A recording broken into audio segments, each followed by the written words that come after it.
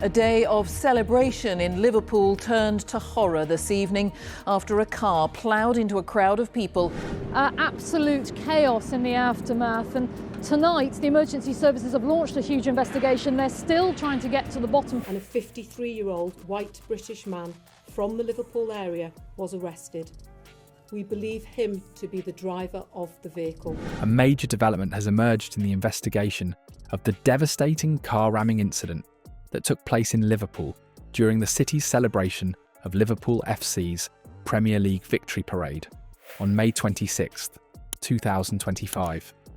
The joyful atmosphere was shattered when a grey Ford Galaxy drove into a tightly packed crowd on Water Street, turning celebration into chaos within seconds. Authorities have since confirmed that at least 79 individuals were injured in the incident, including 4 children. 7 people remain hospitalized, with 4, one of them a child, reported to be in critical condition.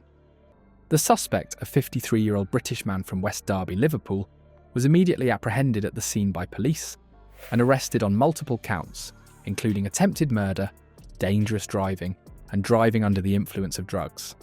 According to sources close to the investigation, the suspect is believed to have acted alone.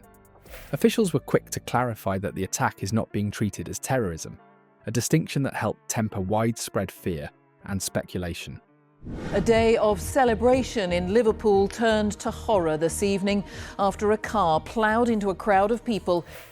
A number of people have been injured and were taken to hospital. The collision happened just after 6 o'clock tonight on Water Street, shortly after the players' bus had passed through. However, the severity of the act and the circumstances surrounding it have left the public deeply shaken. In a press briefing, police revealed that the suspect had managed to bypass security barricades and access the closed-off Water Street by tailgating an ambulance that was responding to a legitimate medical emergency. Once inside the secure area, the suspect allegedly accelerated the vehicle directly into the crowd. Eyewitnesses described scenes of horror, with people screaming, scattering. The Prime Minister, Sir Keir Starmer, has described the scenes as appalling. As the parade was drawing to a close, we received reports that a car had been in a collision with a number of pedestrians on Water Street. And some even trying to physically stop the car as it mowed through the crowd. Video footage from bystanders captured chaotic moments as people beat on the vehicle in a desperate attempt to bring it to a halt. The psychological impact of the attack is already being felt throughout Liverpool and beyond. Many of the parade goers were families, football fans, and children celebrating a hard-won championship. For a day meant to symbolise unity and civic pride, the violence brought an abrupt and tragic contrast. Mental health support teams from local charities have been deployed to help victims and witnesses cope with the trauma. Liverpool Football Club said, "Our thoughts and prayers are with those affected by this serious incident." The Prime Minister has described the incident as appalling, but there have been, on all fronts, people saying there have been messages not to speculate. The local government has also increased funding to mental health services in the wake of the attack, emphasising that community recovery will be a long-term process. Initial reports about the suspect suggest a deeply unsettling contrast between public behaviour and private action. Neighbours described him as a quiet, unassuming family man, a father of 3 with no prior record of violence. His wife reportedly found out about his involvement when she saw their car on the news and recognised it instantly. Police are continuing to investigate his background, mental state, and possible motivations, including toxicology reports and psychological evaluations. Prime Minister Keir Starmer and other political leaders issued statements expressing sorrow and solidarity with the victims. Starmer praised the quick action of the emergency services, noting that lives were likely saved due to the rapid medical response and police intervention. He also called for a review of public safety protocols for large-scale events, stressing that even with detailed planning and increased security, incidents like this can still occur due to the unpredictable nature of individual actions. This attack has already ignited a larger debate about event security, particularly the vulnerability of public gatherings to vehicle-based assaults. Security experts have noted the challenges in designing fail-safe systems that can prevent such events without turning city centres into fortress-like zones. Change. Now you can see behind me, I think, the tent there, which marks the spot where this happened. Liverpool Football Club have said, as you just said, that they are offering their support to the emergency services.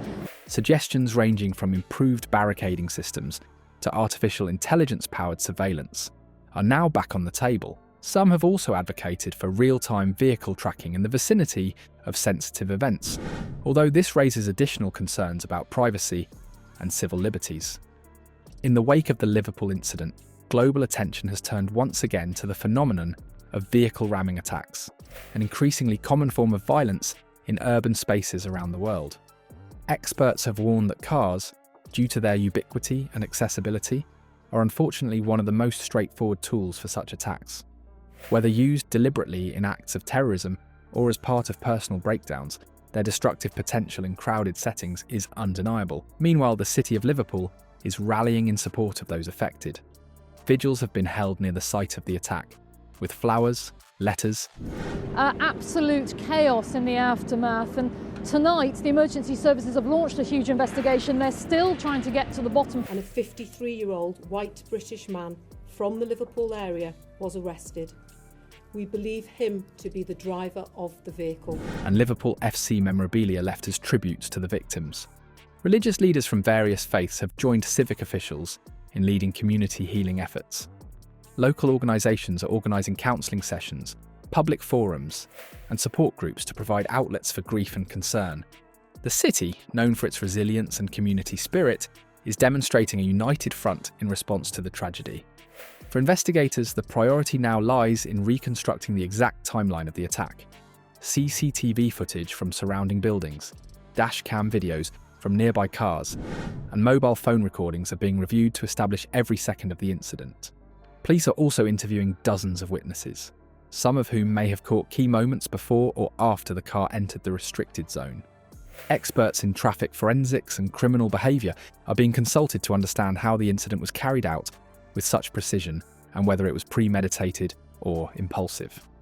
While the official motive has not been confirmed, some early indicators suggest the suspect may have been under significant personal stress or psychological distress. However, law enforcement officials are cautious not to jump to conclusions until all evidence is fully analysed. The legal process is expected to be lengthy, and the courts will ultimately determine the extent of the suspect's responsibility and state of mind. In the media, reactions have ranged from shock and sorrow to frustration and outrage. Editorials have questioned how a car could so easily penetrate what was supposed to be a secure perimeter. Others have pointed fingers at systemic failures, arguing that public event safety has not evolved to match the new era of lone actor attacks. Still, others are urging the public to remain calm and avoid politicising the tragedy too soon. The prevailing sentiment is one of mourning, but also of resolve to prevent future occurrences and protect the sense of safety that such celebrations are meant to embody. Social media has played a complex role in the aftermath of the attack. While platforms have allowed for rapid sharing of information, calls for help and community support, they have also become hotbeds for misinformation, conspiracy theories, and unverified reports. Authorities have urged the public to rely on official statements and verified news sources as the investigation continues to unfold. Efforts are being made to counter false narratives, including coordinated action by fact-checkers and communication teams. For Liverpool FC and its fans, the tragedy has cast a long shadow over what should have been a moment of triumph. The club has issued multiple statements expressing solidarity with the victims and pledging financial support for their recovery. Players have visited hospitals, and a fund has been set up to assist with medical costs and rehabilitation. Plans for a follow-up celebration have been put on hold indefinitely, with the club indicating that its focus is now on supporting the affected families. This horrific event serves as a stark reminder of how quickly moments of joy can be turned into nightmares. As cities across the UK and the world continue to host public events and festivals, the need for robust but humane safety measures becomes increasingly clear. The Liverpool ramming attack is likely to influence how future events are planned and protected, not just in Britain, but globally. As the investigation deepens and more facts come to light, the full story of what happened that day will continue to unfold. For now, the city grieves, the country watches, and the world is once again reminded of both the fragility and strength of public life. The hope is that from this tragedy will emerge a renewed commitment to vigilance, compassion, and collective resilience.